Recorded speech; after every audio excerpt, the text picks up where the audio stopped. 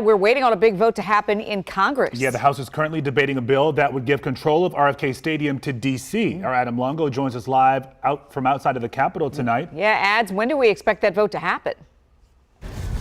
Hey, so Leslie, good evening. That vote on the RFK bill is expected to happen about 6:30. Just in the past 20 minutes, though, I was inside of the House gallery for debate. I'm going to put that in quotes, debate on this measure. There were literally only about 20 people on the House floor.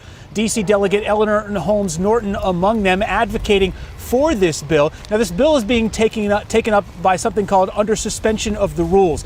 Basically, that's a whole thing. What it means is it's basically an uncontroversial bill that both parties, leaderships have decided they will bring it forward and they limit debate on it. But ultimately what it means, too, is that the bill is going to need 2/3 majority of the House in order to pass. That's 288 votes. Sounds like a tall hill to climb given the state of partisanship in D.C. and especially in the House of Representatives, right? Well, I just talked to Delegate Eleanor Holmes Norton literally just in the past 5 minutes. She thinks it's a slam dunk. This is a bill that has wide bipartisan support. Now, what is it all about, those? We can show you some images of RFK, which of course hasn't been used for the past 6.5 years. The DC United soccer team, the last professional sports team to play there, and that was in 2017. So what this bill ultimately does is it gives DC control, that DC would enter into a 99-year-long lease with the federal government to be able to develop a sports stadium on that land and possibly bring commercial and residential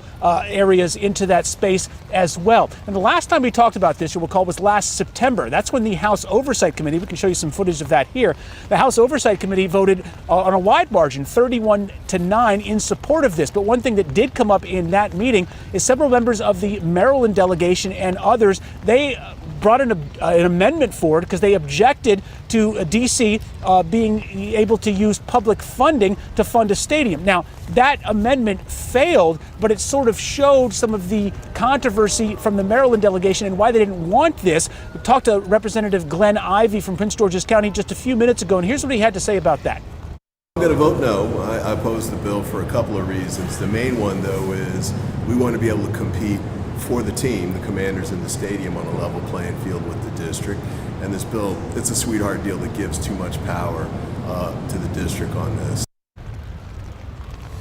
So it does appear that this bill will pass by a wide margin, save for the Maryland congressional delegation, who is likely to line up and vote against it. And if it does pass tonight, when this vote happens at 6:30, then it goes to the opposite side of the Capitol. It will have to be approved by the Senate and then go to President Biden's desk for his signature. We're going to stay here. I'll be inside of the gallery when that vote's happening. We'll keep you posted. We're live at the Capitol. Adam Longo, WUSA 9. Yeah, a lot of people keeping fingers and toes crossed for the outcome of this vote. Ads, we'll see you then.